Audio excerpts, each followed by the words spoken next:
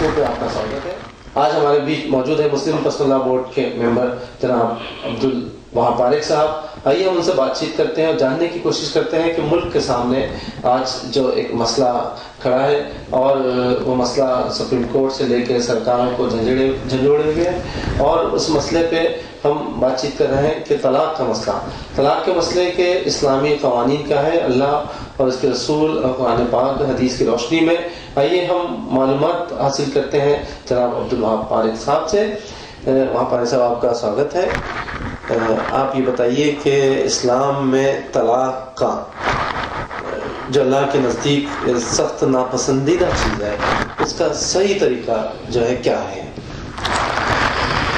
میرے بھائی، آپ نے بہت بہترین سوال کیا جو اس وقت کی بڑی اہم ترین ضرورت بھی ہے، اور خاص طور سے مسلمانوں کے لیے، کہ اس وقت مسلم سماج کے اندر میں جو ایک ساتھ 3 طلاق دینے کا جو رواج چل پڑا ہے، اس رواج کا اسلام سے کوئی تعلق سرے سے ہے ہی نہیں۔ یہ بغیر کسی کارن کے ایک ساتھ 3 طلاق کا دے دینا، یہ اسلامی شریعت کے اندر حرام ہے، اس کو جائز نہیں سمجھا جا سکتا۔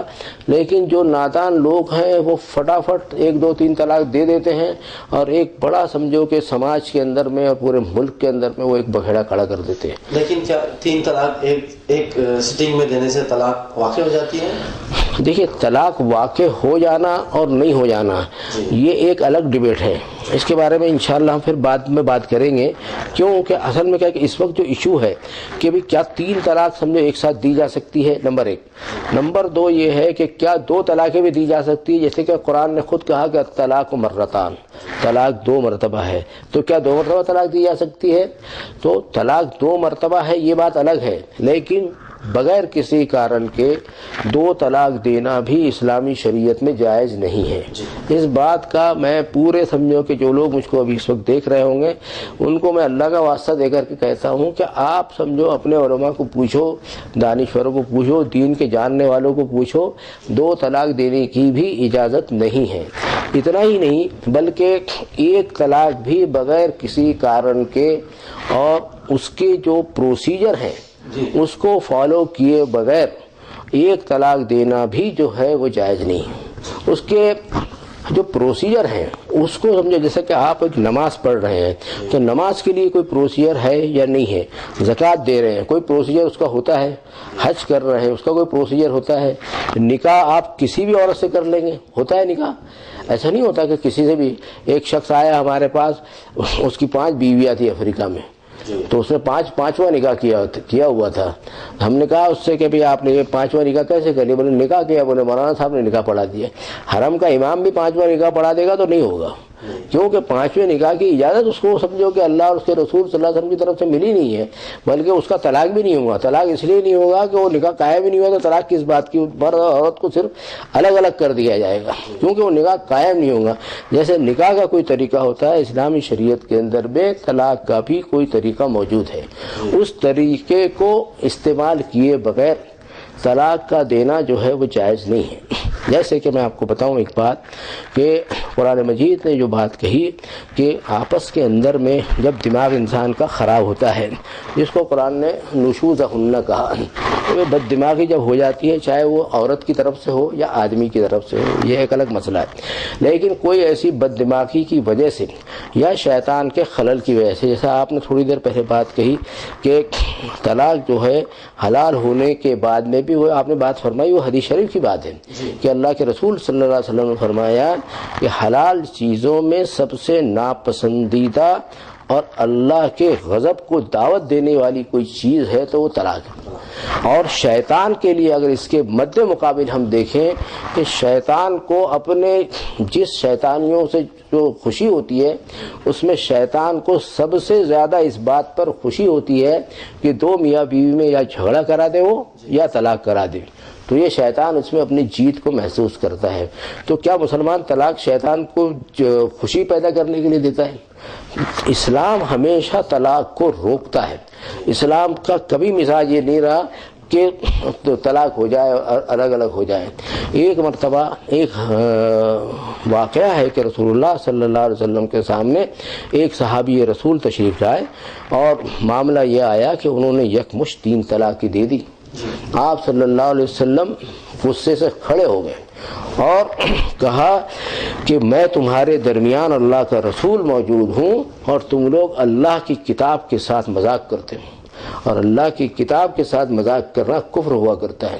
تو اس بات کا مسلمان لحاظ رکھیں کہ وہ یکمشت 3 طلاق نہ دیں، بلکہ 1 طلاق دینے کی بھی ضرورت پڑے تو اس کے لیے جو پروسیجر ہے، اس کو قرآن نے کہا کہ فَعِذُوهُنَّ، اس کے معنی یہ ہوتے ہیں، اس میں اس کا روٹ ورڈ واز ہے، نصیحت ہے، ایک دوسرے کو سمجھانا ہے، میاں بیوی آپس میں، اور یہ ان کے بیڈ روم تک کے محیط ہے۔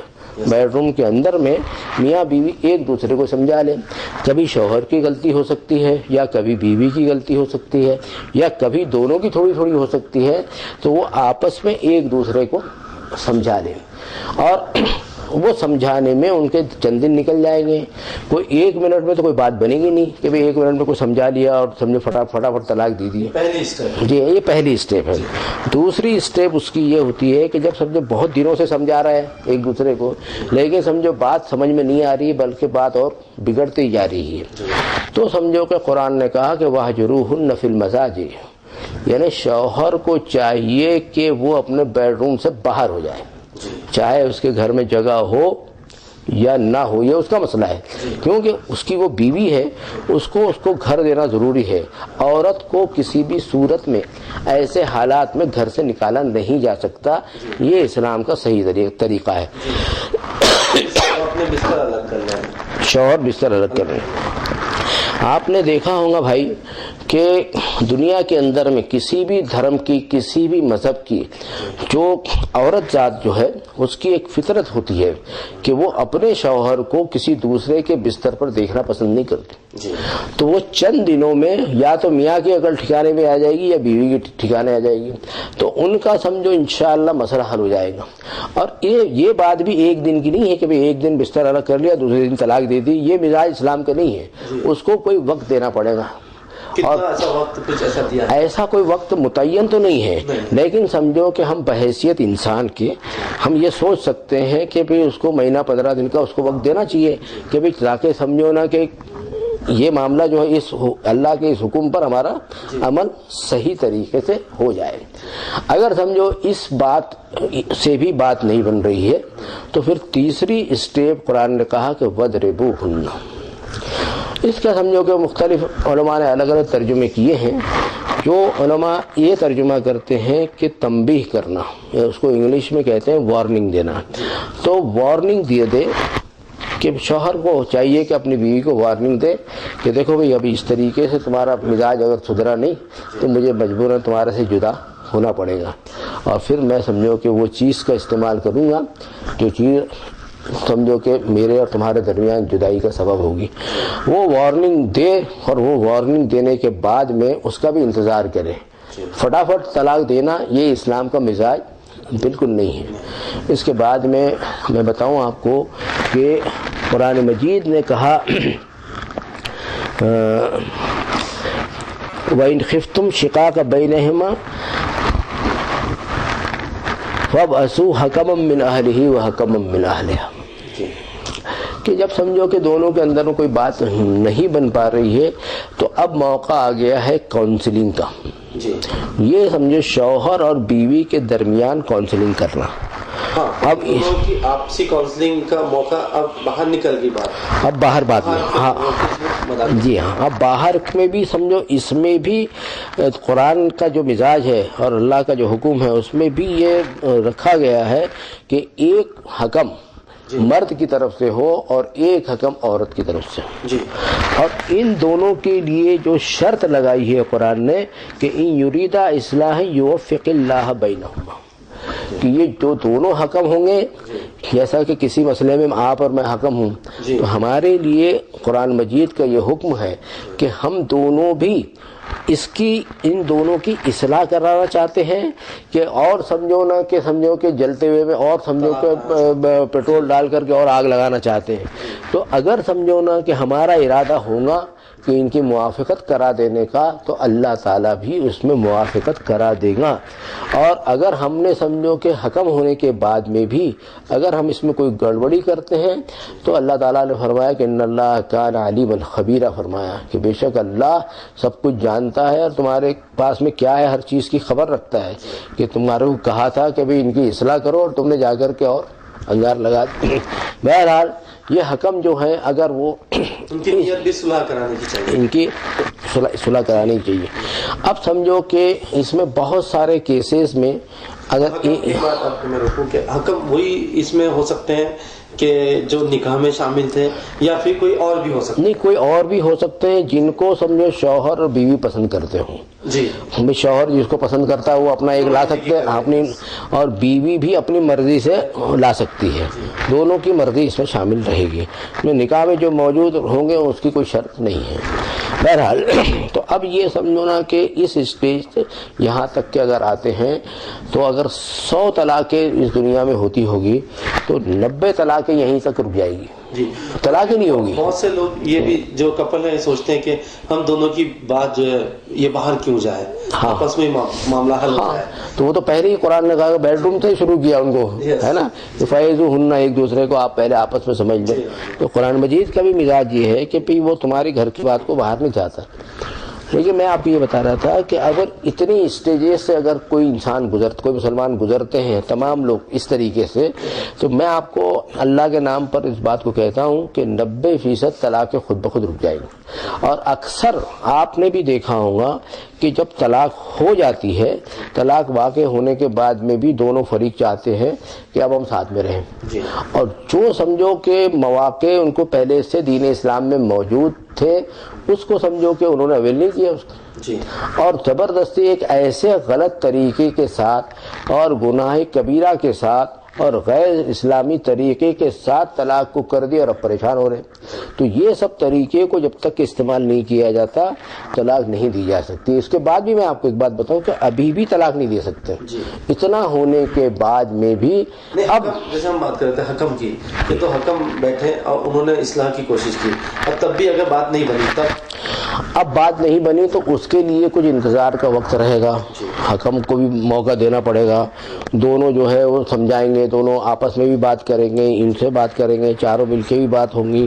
اور اس کو کئی دن لگتے ہیں اس کو، اور کئی دن لگنے کے بعد میں بھی جب بات نہیں بنتی ہے اور صورتحال ایسی پیدا ہو گئی جیسے میں نے آپ سے عرض کیا کہ 90% طلاقیں تو رک جائیں گی انشاءاللہ، یہاں تک کہ اگر اس پروسیجر سے ہم گزرتے ہیں تو.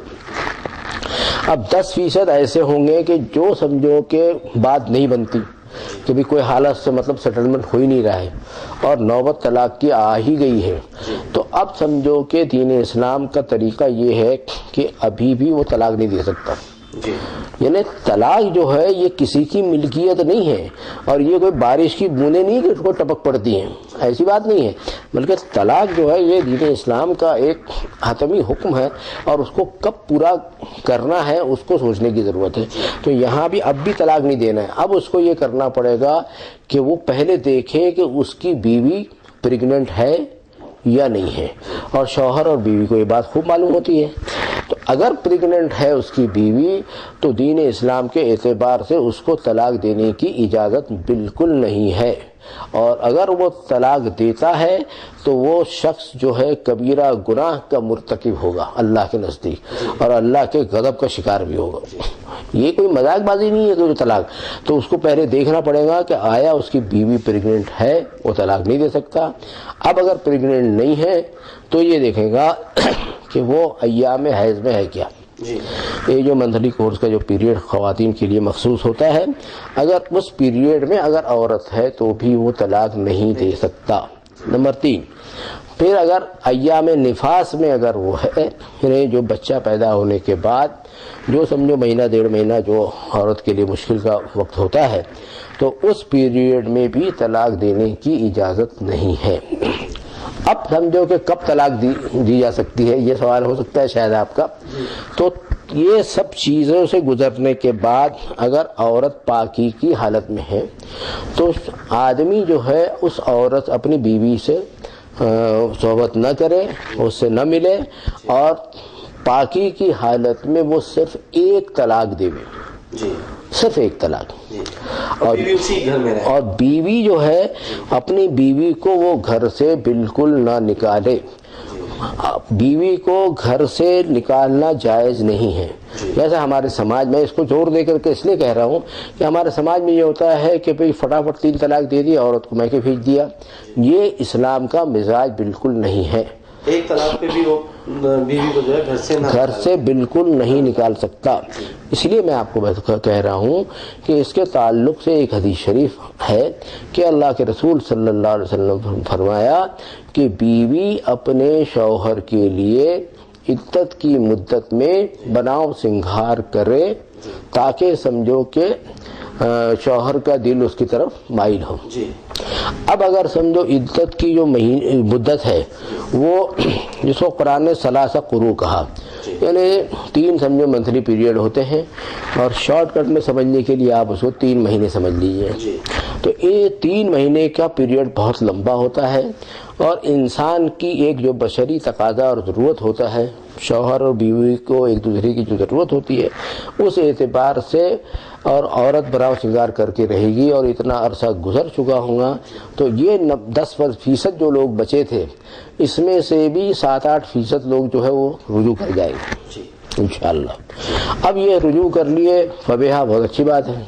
یہ رجوع نہیں کرنے کی صورت میں یہ عدت کی مدت گزر گئی تو یہ شوہر اور بیوی الگ الگ ہو گئے، اب ان کی جدائی ہو چکی ہے اگر عدت کی مدت گزر گئی تو، یعنی طلاق واقع ہو گئی۔ لیکن ابھی بھی دین اسلام نے ان کو موقع دیا ہے کہ اس طریقے سے وہ عمل کرتے ہیں۔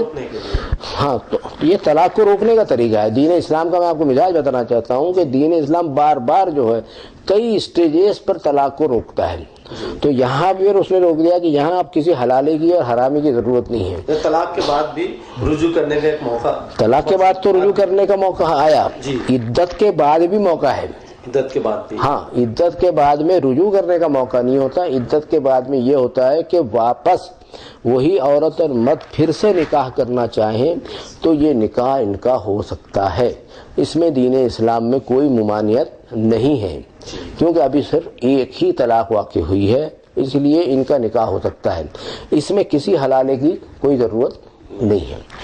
اب سمجھو کہ پھر سمجھو زندگی گزار رہے ہیں، چند برس گزر گئے، چند برس گزرنے کے بعد میں پھر سمجھو کچھ ناچاکی ہوتی ہے، تو یہ میں نے ابھی جو آپ کو بتایا، یہ جو پورا پروسیجر بتایا، فَإِذُوهُنَّ وَاهْجُرُوهُنَّ فِي الْمَضَاجِعِ اور وَاضْرِبُوهُنَّ اور حَكَمًا مِّنْ أَهْلِهِ حَكَمًا مِّنْ أَهْلِهَا، یہ سب جو ہے یہ تمام پروسیجر اس پر برسوں لگتے ہیں، یہ ایک دن میں نہیں ہوتا۔ تو اس طریقے سے جو 3 طلاقوں کا جو استعمال قرآن نے بتایا ہے، تو اس میں یہ سسٹم موجود ہے کہ ایک شخص اس طریقے سے اپنی زندگی گزارتا ہے، اور بار بار سمجھو کہ شیطانی بیچ میں آتا ہے اور غصہ آتا ہے اور جھگڑے ہوتے ہیں اور بار بار ناچاکی ہوتی ہے، تو وہ جو 2-3% لوگ جو بچ جاتے ہیں ان کے درمیان یہ ہوتا ہے، تو ان کو بھی روکا ہے کہ بھی ابھی بھی تم سمجھو کہ جدا مت ہو، تمہارے لیے ابھی موقع ہے، تم دوسری بار نکاح کر لو، پورے پروسیجر سے ہے، تیسری بار نکاح کر لو۔ ایک شخص اپنی بیوی سے 3 مرتبہ نکاح کر سکتا ہے اگر وہ اس صحیح طریقے سے جو قرآن اور حدیث میں موجود ہے اس طریقے سے عمل پیرا ہو، تو ایک شخص اپنی ہی بیوی سے بغیر حلالے کے وہ 3 مرتبہ نکاح کر سکتا ہے۔ اور میں اب آپ سے ایک سوال میں پوچھنا چاہتا ہوں کہ کیا اتنے پروسیجر کو کوئی مسلمان اگر استعمال کرتا ہے تو کیا شوہر اور بیوی کے جدا ہونے کے پھر کوئی امکانات بچتے ہیں؟ نہیں، بالکل نہیں بچتے ہیں۔ یہاں تو جدا ہونے کے بعد بھی دوبارہ نکاح کرنے کے امکانات باقی ہے، اور جس طرح سے اللہ اس کے رسول نے جو باتیں سمجھائی ہیں اور جو لوگ اس پہ عمل کریں اگر، تو میں نہیں سمجھتا کہ طلاق ہونے کے چانسز کچھ بچ جاتے ہیں سیپریشن کے۔ بہت بہت شکریہ ہم سے بات چیت کرنے کا طلاق کے مسئلے کو لے کر۔ درشکوں، آپ دیکھ رہے تھے، آپ بات چیت سن رہے تھے عبدالوہاب فارغ صاحب سے طلاق کے مسئلے کو، کس طرح سے انہوں نے بتایا کہ اللہ اس کے رسول قرآن و حدیث کی روشنی میں اگر مومن اس پہ عمل کرے تو آپ دیکھیں گے کہ جو بندے ہیں ان کے آپس میں ہی معاملے حل ہو جاتے ہیں، بلکہ حکم کی بھی ضرورت نہیں پڑتی. اگر حکم کی بھی ضرورت پڑے تب بھی جو ہے معاملے حل ہونے کے چانسز ہوتے ہیں، کاؤنسلنگ ہوتی ہے. پھر اس کے ساتھ ساتھ اگر طلاق واقع بھی ہو جاتی ہے اگر، تب بھی اس کے باوجود بھی جو ہے اسے رجوع کرنے کا ایک موقع ہوتا ہے. تو یہ بہترین تعلیمات اللہ اس کے رسول نے دی ہے. اگر مومن اس پہ عمل کرے تو شاید ہی کوئی طلاق ہو پائے. آپ دیکھتے رہیے 120 کو، آپ دیکھتے رہیے مہمان دنیا. پھر کسی خاص شخصیت کے ساتھ ہم آپ کے سامنے حاضر ہوں گے. تب تک کے لیے مجھے دیجیے اجازت. اللہ حافظ.